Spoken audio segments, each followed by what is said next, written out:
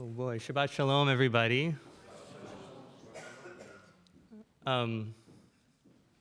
So what would you do if you could accurately predict the future? Over the past couple of weeks, we have been recounting the story of Joseph and his infallible interpretations. His record of prediction is simply remarkable, and our parsha this week, Vayigash, illustrates the magnitude of responsibility he has accrued to accompany his impressive skill. Only last week, we read about Pharaoh's troubling dreams of cows and of grain. And there the text reads that, quote, no one in Egypt could interpret them for Pharaoh. No one, of course, except for Joseph. From a pit, he was brought to the ruler of the mighty Egyptian empire, and he offered his interpretation to him, to the Pharaoh, that for 7 years the crop yield would be plentiful, and for 7 years afterward there would be a harsh famine. So Joseph was appointed to high office and assigned the responsibility of ameliorating the natural disaster that would come. Because of his foresight, for 7 years he stocked up on grain, gathering so much that his stores were as plentiful as the sands of the sea. And then, just as Joseph predicted, famine strikes the land. In the narrative, this serves as a catalyst for the reunion of Joseph's family, a beautiful story that might be familiar to us all. But setting that plot line aside, Vayigash also depicts, in very great detail, Joseph's economic policies as head of Egypt's government. Essentially, Egypt had entered a 7-year-long agrarian recession. The text mentions mass bankruptcy among the Egyptian population, except, of course, for a class of priests who were given some special status. The people sold every item in their possession to the government in exchange for food. First, they paid with silver, then with livestock. But the famine continued, and they were left with no choice but to sell their land and even themselves to the government. It became sort of an economy of serfdom. In a span of just 7 years, all of the private property and population of Egypt, one of the world's greatest empires, came under the care of just one man, of Joseph. Not only could he see the future, he knew how to capitalize on it as well. And fascinatingly, the text mentions that he, amidst these great riches, took none of the wealth for himself, and instead funneled it all into the coffers of the Pharaoh.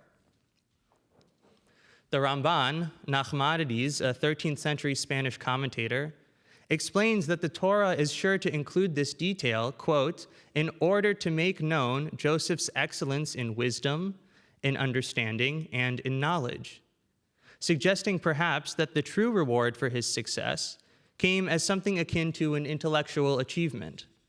He had navigated this incredibly complicated maze, solved this great puzzle. That was his prize.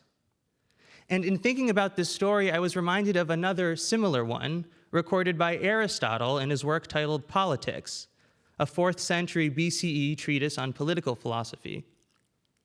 In it, Aristotle tells of Thales of Miletus, a foundational figure in Greek culture, described by some historians as the first true philosopher.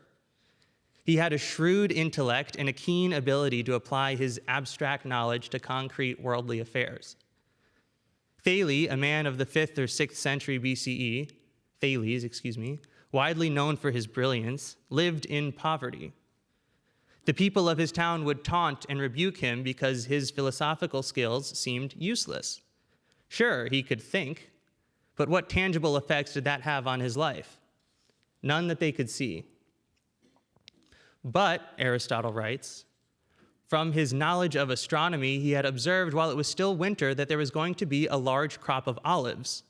So he raised a small sum of money and made deposits on all of the olive presses in Miletus and in Chios, which he rented at a very low price because there were no other bidders.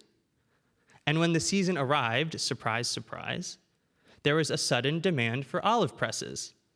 And by renting them out on his own terms, he realized a large sum of money.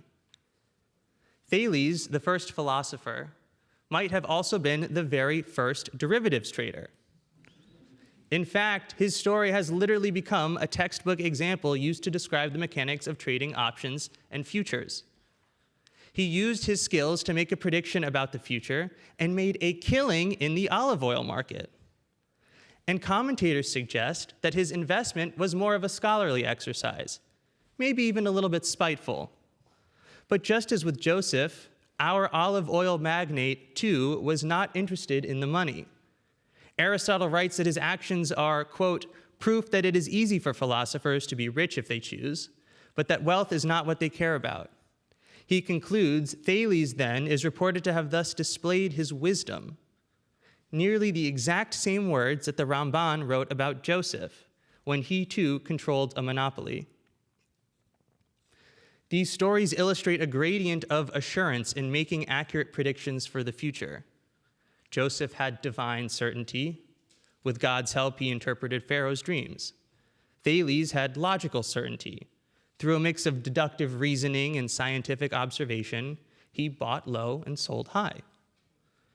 Yet for the both of them, their reward wasn't the money. Instead, it was having an idea about how things could be different and seeing it through to fruition. In our own lives around this time of the year, we hope to have a similar confidence in casting our predictions for the future. We might call them New Year's resolutions. The difference for us, of course, is the mechanism of our assurance.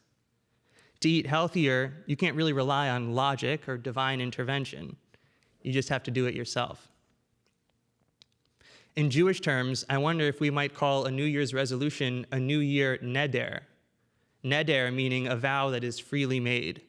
And here I invoke my teacher, Rabbi Michael Marmer, who imagines a liberal Judaism rooted in a theology of personal commitments, of Nedarim. It may sound as somewhat of a paradox at first. After all, we liberal Jews have long taken issue with a sense of obligation. Sometimes we might prefer to retranslate the word mitzvah, which literally means commandment, as a good deed, something far less compulsory. But Nedarim, the vows that we freely make for ourselves, would be personal commitments to our own religious life, serious predictions for our future. Yeah, we might not have the same level of certitude making our predictions as Joseph did or as Thales did, but nonetheless, I imagine that they could yield a similar reward, a gratification like no other, the knowledge that we saw our idea through to fruition. So on this Shabbat, I want to encourage you all to ask yourselves, what is my New Year neder? What religious commitments do I want to make for myself, and how will I see them through to fruition? What would you want it to look like if you could accurately predict your own religious future? I hope you all had a lovely and a happy new year, and may 2025 be a year of blessing for us all. Happy New Year and Shabbat Shalom.